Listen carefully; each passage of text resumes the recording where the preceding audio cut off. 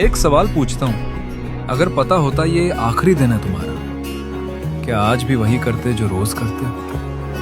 हम सब स्ट्रेस में, कल की चिंता, लोग क्या कहेंगे, पैसे, काम, जिंदगी। पर कोई नहीं सोचता जो जिंदगी के लिए इतना सोच रहे हैं, वो जिंदगी किसी भी पल खत्म हो सकती है। और तब ना वो चिंता काम आएगी, ना वो स्ट्रेस। सिर्फ ये सवाल रहेगा, जिया क्या? स्ट्रेस करो, पर इतना नहीं कि जीना भूल जाओ।